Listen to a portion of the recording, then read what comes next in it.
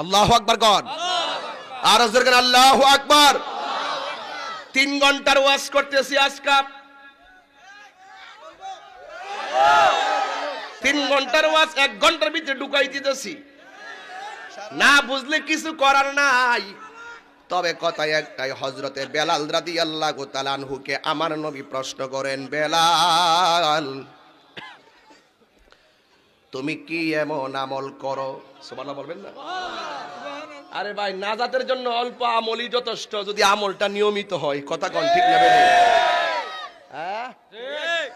আমার নবী ডাক দিয়ে কি, বেলাল তুমি এমন কি আমল করেছো যেই কারণে তুমি দুনিয়াতে হাঁটা চলা করো, তোমার পায়ের আওয়াজ আমি জান্নাতের ভিতরে শুনেছি। বেলাল রাদিয়াল্লাহু তাআলা আনহু বলেন, ইয়া রাসূলুল্লাহ, নবী গো, আমি আজান দেই, আমি ইকামত দেই, নামাজের পরে সব সাহাবীরা আপনার লগে দেখা করে, কথা কয়।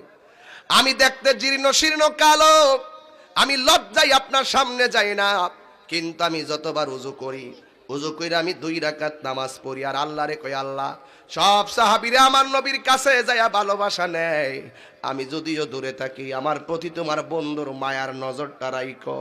আল্লাহর হাবিব বলে, বেলাল তোমার এই প্রার্থনা আমার আল্লাহ কবুল করে ফেলেছে।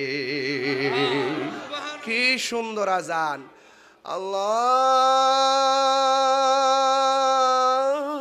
আকবার, আল্লাহু আকবার। আশহাদু আল্লা ইলাহা ইল্লাল্লাহ, আশহাদু আল্লা ইলাহা ইল্লাল্লাহ।